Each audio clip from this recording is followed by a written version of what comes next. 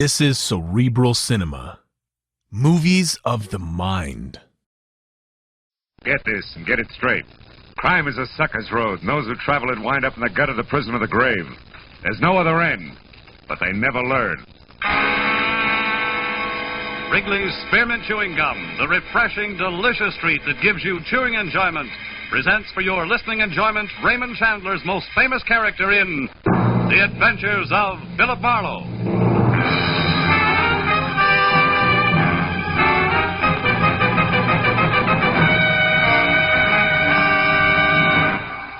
To make every day more enjoyable, treat yourself often to refreshing, delicious Wrigley's Spearmint Chewing Gum. Here's a taste treat you can enjoy indoors, outdoors, at work, or at play. The cool, long-lasting mint flavor refreshes you. The smooth, steady chewing helps keep you fresh and alert. Adds enjoyment to whatever you're doing. Wrigley's Spearmint Chewing Gum. Healthful, refreshing, delicious. Now, with Gerald Moore, starred as Philip Marlowe, the makers of Wrigley's Spearmint Chewing Gum are glad to bring you tonight's exciting story, The Iron Coffin.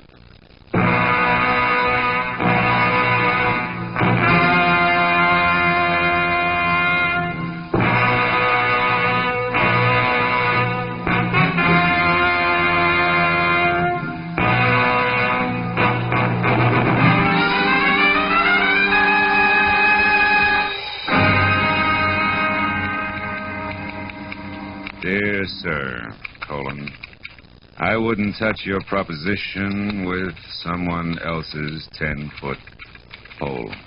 Period. Furthermore, hello? Would you connect me with Mr. Marlowe, please? Philip Marlowe, the private investigator. This is Philip Marlowe. Oh, I'm so glad I caught you. Mr. Marlowe, you've been very highly recommended to me by a very dear friend, and I want to employ your services for a case. All right, who are you? I'm Catherine Newbold. Uh-huh. It's about my daughter, Irene, or more exactly, about her fiancé. I want you to find him for me.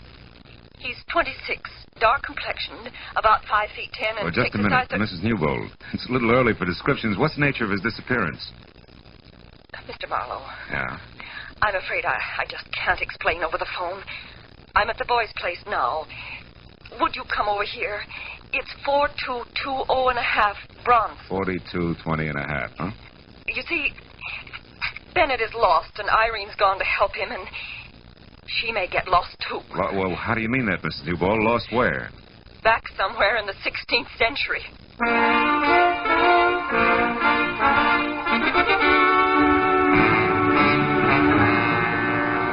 After she hung up, I spent a few minutes trying to decide if I should take along my .38 or a butterfly net. But in spite of what I thought she'd said about the 16th century, I was convinced that Mrs. Newbold was a genuinely worried woman. I'd sold myself on that by the time I hit Bronson Avenue. When I finally found number 4220.5, I began to unsell myself fast. Said 4220.5 was a sagging second floor of a weed-ridden tile and stucco heap on the alley, in back of a dead delicatessen. The windows were heavily shuttered behind rusty iron grills, and the heavy door was set at the top of a narrow flight of unreliable wooden stairs. Mr. Marlowe, I'm Mrs. Newbold. Hello. The looks of this place on the outside, holy smoke. It's rather bizarre, isn't it? Yeah, to say the very least. These are Bennett Virago's rooms. He's a student. Of what, alchemy? His place is a museum. Everything in here must date back to the... Yes, to the 16th century. That's what you said, yeah. That's what I meant.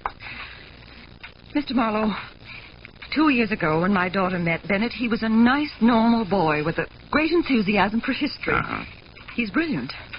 I liked him, and Irene, of course, fell madly in love with him. But then... Then what, Mrs. Newbold? Bennett began to change. He was working awfully hard toward his doctor's degree when suddenly he seemed to hit a snag. How do you mean? Well, he became obsessed with a particular period in history. Spanish history. Well, that's not so unusual. That's how guys become specialists. Oh, but it's more than that. His interest was much more than scholarly. It became a morbid fascination. No? Look at these relics, Mr. Marlowe. Yeah. At first, Bennett only studied them. But in the last year, he began to live with these things exclusively. More and more until he left a month ago. And now, well, I just don't know. You know, my guess is the boy needs a psychiatrist, not a private detective. Where's he now? Well, I'm not sure, but this morning a note came from Irene. It was mailed in Santa Barbara 2 days ago, the day she left. She might be with him. Yeah, but you said you had an idea where they might be. I do. See this book? Yeah. It's a castle. Constructed in the year 1540 by Peter the Cruel of Lerma near the present city of Valdemoro. Seized in 1562 after a violent struggle with the Count of Castile. Dominique Virago. Yes. And look here. I found this old newspaper clipping in that book there. Uh-huh. It's about that very castle. It says it was torn down in 1887 by an eccentric millionaire bachelor and rebuilt stone for stone on an isolated part of the California coast known as Point Estero. Uh-huh. The man who spent his entire fortune on this single project was Philip Virago. For Pete's sake. And that's where they are. They must be. Well, considering what we started with, that makes sense. I looked it up, Mr. Marlowe. Point Estero is just above Morro Bay, about 200 miles north of here. Will you go up there and find out what's wrong? I'm awfully worried.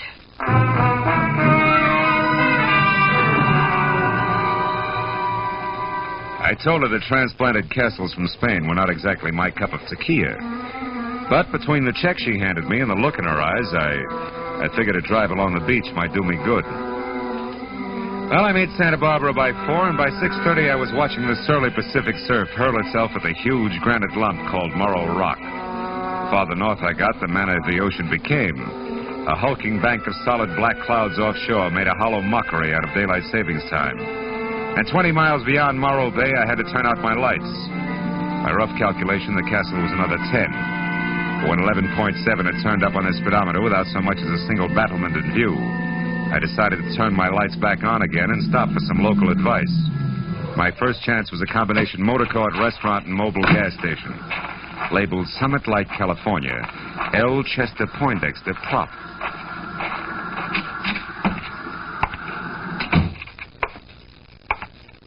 Howdy, friend. Bad night to be out on the road, huh? What'll you have? Yeah, a cup of coffee. Okay. Driving on up north? No, as a matter of fact, I'm looking for that old Spanish castle that's along this coast somewhere. Yeah? Yeah. Got any idea how I can get there? You got business there? Yeah, I might have. Why? Just wondered. Not a good place, mister. Folks in these parts like to forget it's here. Oh? What's wrong with it? Nothing, maybe. Then again, well, it was built 60 years ago by a madman, mister. Brought it over here from Spain, complete, even to the furniture. So I hear you. They say it belonged to his ancestors, and he brought them, too. Every one of their bodies. Their coffins are down there under that castle right now. 13 of them. How do you know? I talked to an old-timer once who helped put that place together. 7 men died on that job. And you know what he told me? One of them coffins is iron, and it's 8 feet long. You made a great fullback here. Fill it up again, will you? It ain't funny. They say his name was Peter the Cruel. Now, look, Chester, you're not lathering yourself up into a ghost story for tourists, are you? You asked me, and I'm telling you. All I asked you was how to get there. You see that light out there? Across the bay and past the breakwater? Wait till she comes around again. There, see it? Yeah. That's up on the summit of Point Estero. Well, the castle's just a mile past that. There's not much of a road in, but you can make it. Okay, thanks. It's right down next to the water, in a nasty, jagged little cove. Altogether, it's 3 miles from here. Much obliged. There's something else you might keep in mind. Huh? Like I said, I don't hold with ghosts. But I know for a fact them coffins are sealed in a crypt under that castle. But they don't stay put. They get thrown around. Folks have heard 'em thumping. Good night, friend.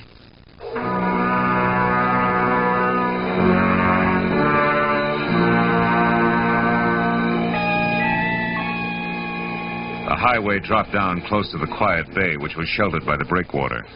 And 100 yards out, a white sailboat, its mast pointing straight up at the stars. It made a strange contrast to the pounding surf a mile beyond, where I found the turnoff to the castle. It beat a year's depreciation out of my car in 10 minutes. But finally, at the top of a small rise, I saw it. The Spanish castle. It was a grim, gray mess of crooked walls and twisted towers that crouched on the shore like something that had crawled up from the bottom of the sea. When I pulled to a stop in front of the main gate, I saw there were lights in one of the lower rooms. I started in, and then I saw something else. A girl running down the path toward me. You there, wait. Please, wait. Oh, you've got to help me. Somebody's going to be killed. Killed? In there, in the castle? Yes. Oh, hurry, please. All right, come on. Thank heaven I saw your headlights. I'm glad I found you, Miss Newbold. How did you know? I guessed right. What do you mean? Well, your mother was pretty sure I'd find you here. I'm a private detective, Philip Marlowe. Oh. What's this about somebody being killed? It's Bennett. He's almost out of his mind, Mr. Marlowe. He's gone down to the crypt under the castle. I tried to stop him, but I couldn't. He's killed down there, just like the others. Like what others, Irene? All the other Viragos, all his ancestors. Peter the Cruel will kill him. Oh, now, just a minute. Come on. I must sound crazy, too. Maybe I am. This horrible place. Baby, take it easy. This is the age of rocket planes and bebop, remember? Not in here. Here it's the 16th century. Oh, settle down. Tell me what's really going on. I am. Day before yesterday, I was just as skeptical as you are. That's why I came here. But now, Mr. Marlowe, Bennett Virago is fighting a battle that's been going on for 400 years. A battle with a monster called Peter the Cruel. The one in the oversized iron coffin downstairs? Yes. Come on, baby, show me.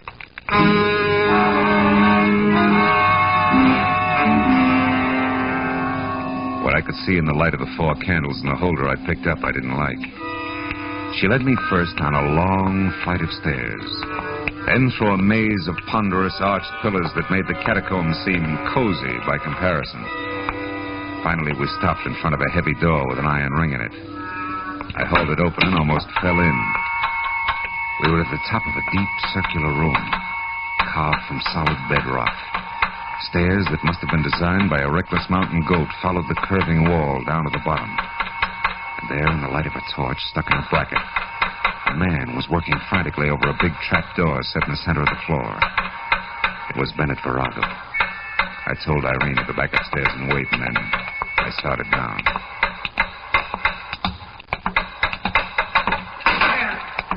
Who is it? Philip Marlowe. I'm a friend of Irene. She told me I'd find you down here. Get out of here. I refuse to be responsible. I'll be responsible for me, fella. I'm used to it. Hey, you sure you can't use some help? You look pretty tired. I'm exhausted. And I'm not going to stop until I've settled this business once and for all. And I won't tolerate any interference. Do you understand? No. Interference in what?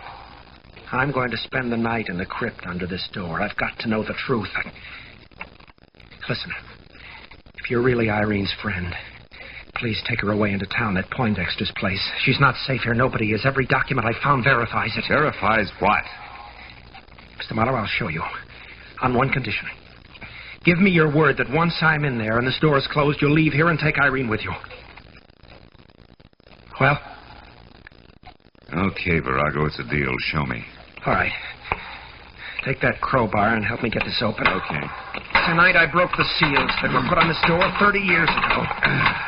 At that time, the coffins were in 3 straight rows. And now? I know what I'm going to find. It's happened before. Hey, Buster, this thing is heavy. You'll never open it from the inside by yourself. Servant Ramiro has his orders. Give it up in the morning. Quick. Prop it with your bar. I got it. Well, Virago. Stay back. Don't move until I get the torch down there. Now. Look. I saw walls slimy with pale moss. A rotten stone floor scarred with deep fissures. And the coffins that had been in 3 neat rows were scattered in crazy confusion. But that wasn't enough. In the middle of it all was the iron one, 8 feet long, standing right straight up on end. Now maybe you'll believe me. Virago, listen, wait a minute. Maybe you better think this over. You gave me your word. Yeah, but no kid threw those coffins around like that. Now you're beginning to understand. Get out, Marlowe. Get out fast. Heaven only knows what might happen here tonight.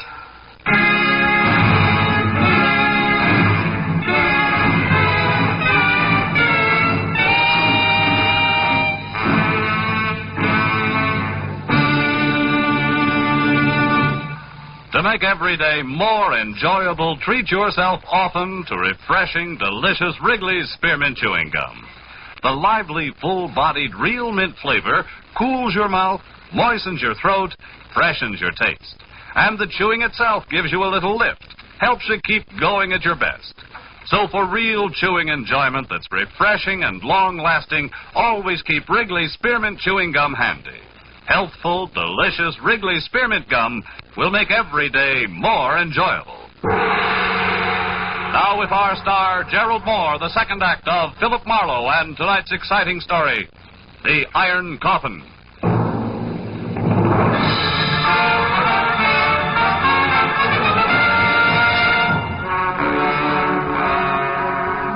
I kept telling myself that Virago wasn't in any danger. That this was 1950 and spirits from the 16th century didn't stand a ghost of a chance against a determined man. But I couldn't quite believe it.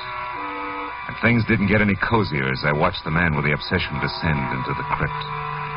A candle in his hand, casting a crazy chorus of shadow dancers against the dripping wet walls. After the trapdoor crashed shut, I kept holding on tight to the 20th century and things that made it tick. And that helped until I was back up to the basement level. A moment of your time, please, senor. A tangle of gray, black, shaggy hair fell all around a grisly old face that could have scared a Halloween mask.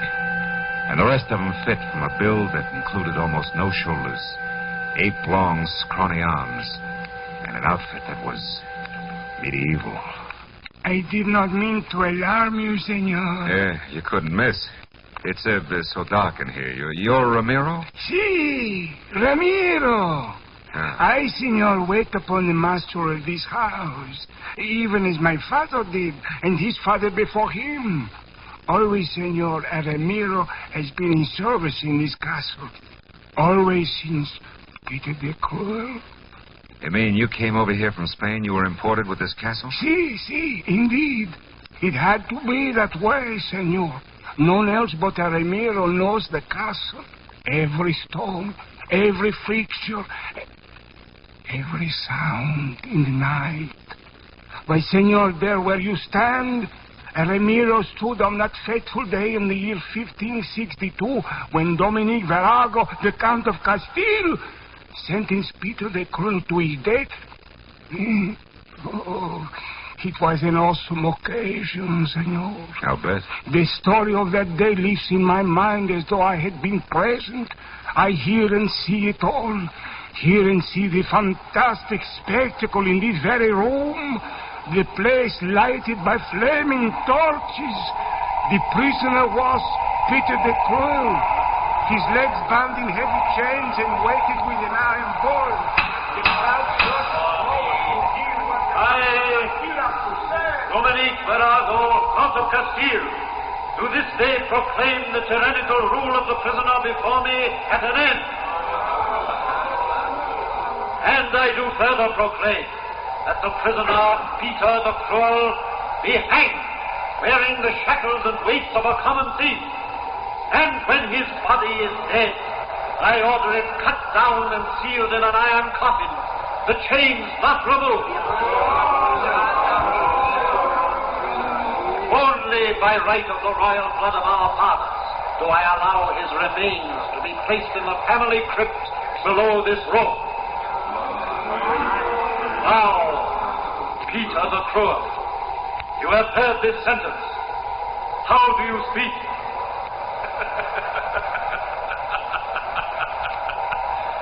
I speak, dear righteous ruler, very plainly.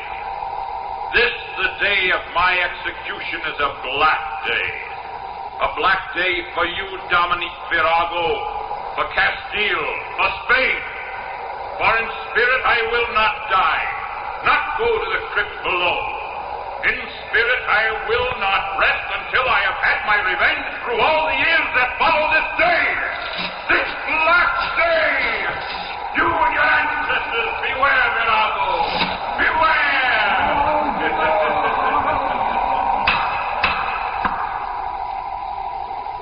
Silence!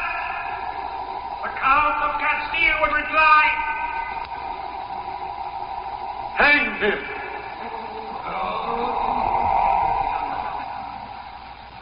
And that, senor, they did. Hanged him and buried him below us. That is why I stopped you here. To warn you. Yes, well, tell me, Ramiro, your ancestors, whose side were they on? The Count or Peter the Cruel? Well? The Ramirez serve only one man, senor. The master of the house. Even as I today serve only one man. The master of the house. Good night, senor. He glared at me for a long moment with sickly yellow eyes. Then he stepped back and was gone. Well, a few minutes later, I found Irene Newbold and told her what had happened at the crypt and of Virago's wish that she spend the night at Poindexter's place. When I saw her make one valiant try to keep from going to pieces, I picked up her coat and bag, held her firmly by the arm, and walked her fast outside into my car. It kept her thinking for a while. When we arrived at Poindexter's, I promised to awaken her at dawn for the return trip to the castle. She thanked me and went to her room, and a few minutes later, I went to mine.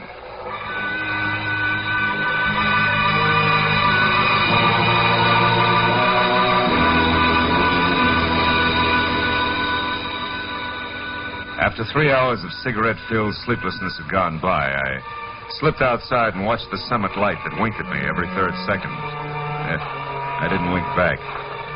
And the sight of El Chester Poindexter standing at the cliff's edge ahead, looking toward the bay below and the long, wide wash of the full moon, didn't help any. How do, Mr. Marlowe? Trouble sleeping? Yeah, your local ghost made good. He keeps propping my eyelids open. And you don't feel up to much smart joking either, huh, Mr. Marlowe? Poindexter, I'm worried about Virago. And you should be. That Peter the Cruel was certainly a powerful party. Oh, nuts to Peter the Cruel. There's another answer. There's got to be. But you said Virago. Yeah, and I meant Virago. Virago in his own mind. He won't even look for another answer. He'll keep fighting ghosts until the boys in the white jackets with court orders call for him. And then there's Irene. Mr. Marlowe, you were saying... Hey, Poindexter, look out there. See out there that boat anchored in the bay? Yeah. That's the same one I saw from the road before, isn't it? The road I took to the castle? Sure. Only sailboat around here. Springtide certainly has her dipping for moss tonight, huh? Certainly has. Her, me, and a lot of other things, including the fact that our boy who's chasing ghosts is going to be killed by something very real. If we don't get a move on. Come on, come on. We're all going to the castle in a big hurry.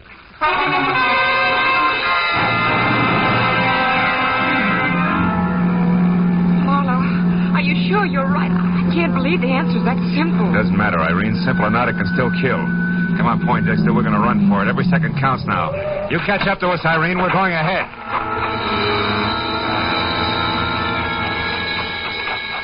Poindexter followed me as I ran into the castle, and down the stone stairs to the basement and along the passageway that led to the spot above the crypt where I'd first met Marlowe.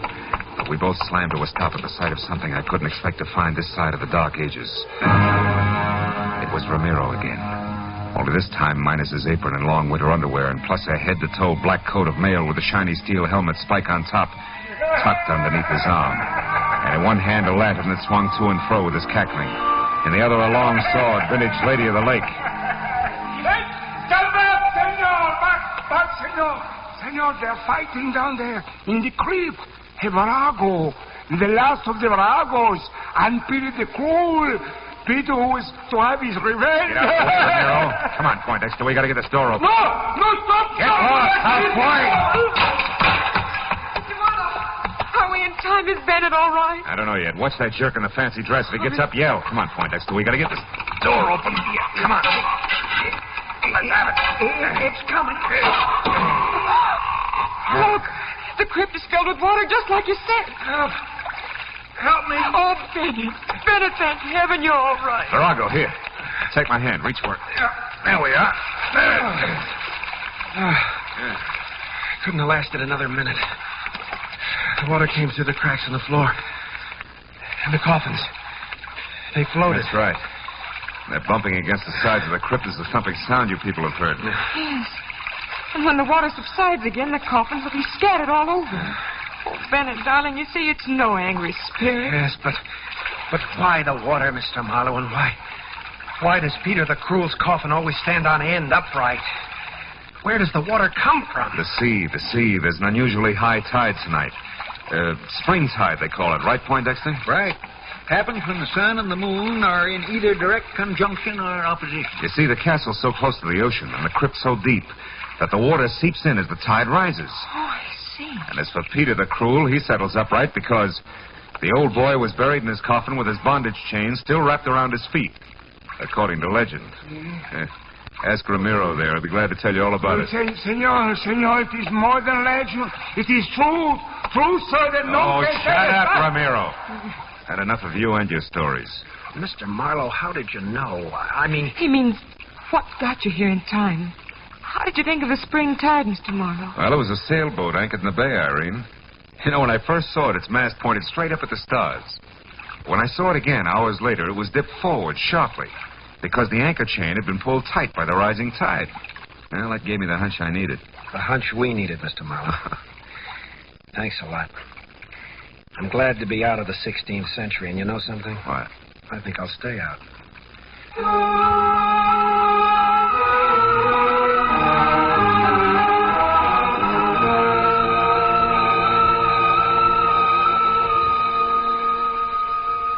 Well, it was another hour before we left the strange relic of another day.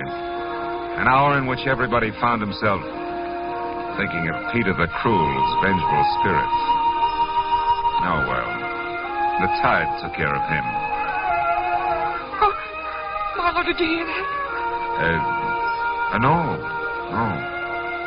Yeah, well, as I was saying, that's the beauty of reality.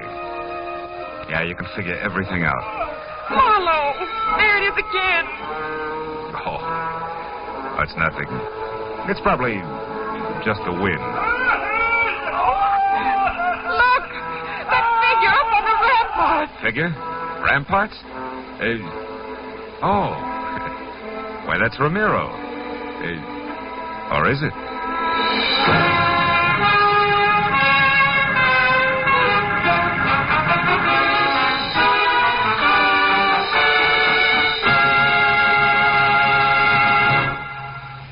Remember, friends, to make every day more enjoyable, treat yourself often to refreshing, delicious Wrigley's Spearmint Chewing Gum.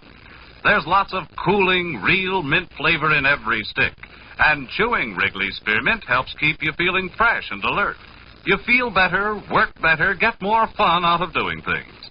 So indoors, outdoors, wherever you go, keep some healthful, refreshing Wrigley's Spearmint Chewing Gum handy. To make every day more enjoyable, treat yourself often to delicious Wrigley's Spearmint Chewing Gum.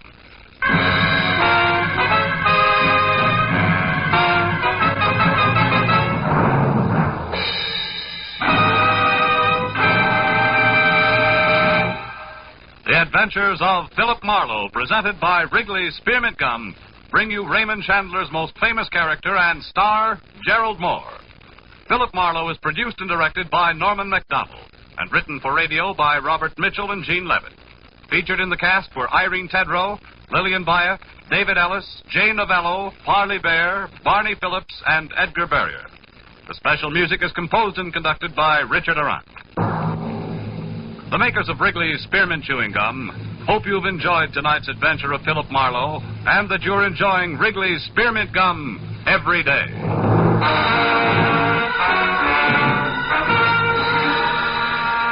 We invite you to be with us next week when Philip Marlowe says...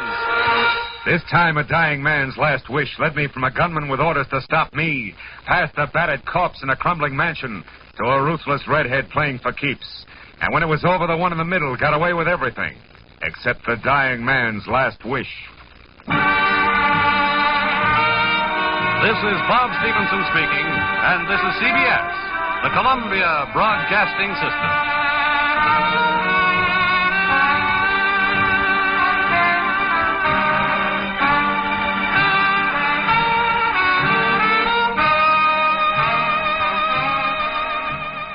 Cerebral Cinema hopes you have enjoyed this movie of the mind.